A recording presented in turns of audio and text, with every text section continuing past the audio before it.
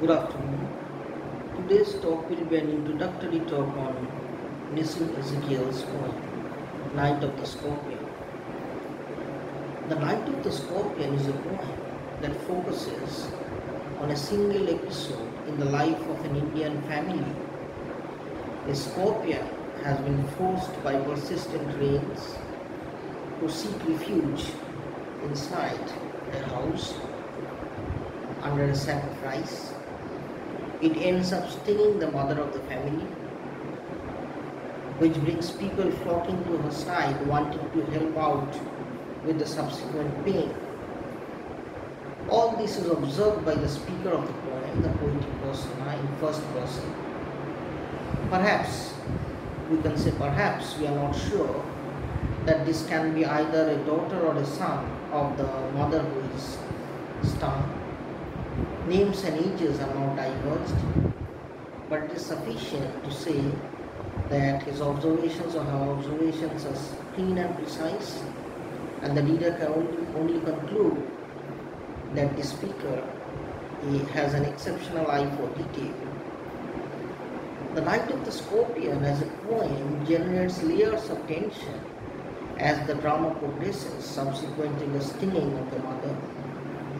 The usual issues which we can identify in this poem include: first, the attempts by the peasants to help alleviate the mother's pain. The second is the actions of these peasants to kill the scorpion. The third is the reaction of the rational father. The fourth is the various superstitions versus the scientific outlook or attitude, which is evident in the poem. The fifth is a very deep-rooted and implied religious undertone with regard to what we commonly know as the karma, that is the consequence of one's actions. And the last and the final drift of this poem revolves around what is evil versus what is good. Nissim Ezekiel, as we already know, is seen as one of the frontrunners in modern Indian poetry. He was the first Indian poet to express modern Indian sensibility in modern idiom. Born in 1924, he published Night of the Scorpion in his book titled The Exact Name, published in 1965. The poem does have a twist at the end, which is welcomed by many readers, but nevertheless disliked by some few. Whatever the opinion, there is no doubt that the poem's value lies essentially in its vivid imagery and powerful language.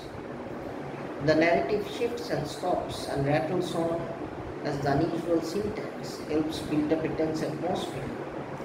The scenes coming and going on. What is an extraordinary night in the life of a villain scorpion, the villain of the piece, or innocent protector of his own space. Simple and complex sentences are punched together along with direct and indirect narrative, enjambment and repetition, anaphora, creating some form of a hurried and topsy-turvy atmosphere of disturbing distortion and chaos. This reflects the ongoing search of the peasants for the scorpion, their incantatory voices, the monotonous rain, and the long hours spent in pain for the mother. And what about the unlucky moment, for example, the person who is found, well, full of poison, with so many people surrounding her? It is she and she alone who has to deal with the excruciating pain, and what amounts essentially to a gathering, meaningless gathering or circus of people around her, all wanting to help her out, but nevertheless failing to help her. Her dignified response, right at the end of the poem, is both humbling and inspirational, or that is roughly what we as readers would love to believe. The Night of the Scorpion is a free verse poem with 8 stanzas in all and a total of 47 lines. There is no set rhyme scheme and the meter is mixed, which reflects the unusual subject matter and unfamiliar nature of the incident. Now, essentially, Night of the Scorpion is a narrative poem which follows the story, as I told you, of an anonymous mother. None of the characters are named, and her unfortunate encounter with the scorpion, who has been driven indoors because of relentless hours of rain. So there is a dynamic setup, as it were, human interaction with the wild side of nature, symbolized in the scorpion. The scorpion is seen by some as an evil force, as a bringer of pain and hardship, and maybe even death. We should note that in this time the use of the word diabolic as the desperate creature stings the woman and makes off out into the rain. Or maybe we can even interpret the scorpion as an innocent victim in this drama, doing only what comes naturally to it in an attempt to protect itself. The peasants are seen as being superstitious and old-fashioned, even illiterate, not having moved on in their thinking and culture. Or is it a fair assessment to make? But they do have a genuine primitive impulse to help the mother lessen her pain by bringing candles and lanterns and company, which shows some form of a community level willingness to share the pain, however unscientific their help may be, or ineffectual their help may be. In contrast to the peasants, the father meanwhile is just the opposite, in the sense that he is rational, reductive type of a person who is unimpressed with the peasants and their nonsensical going abouts. Yet he resorts to using paraffin on the mother's stove, setting it alight, which again is not a very scientific response. We should note the use of the term flame feeding on my mother, used by the poetic person, which suggests that the flame is eating up his mother, as it were, and inflicting a lot of pain, as in doubling the pain that was initially there as a result of the burning sensation that was caused by the sting of the scorpion. Now all this goes on, and in the end there is very little that each one of them can achieve in terms of lessening the pain of the woman who is struck by the scorpion. We find evidence of superstition, folk tales, folk medicine, complexities of vocal belief, fundamental religious faith, and still there is no antidote. Even that attempt by the father to set alight the spot of the sting is unscientific. In contrast, at another moral level, the mother perseveres all night.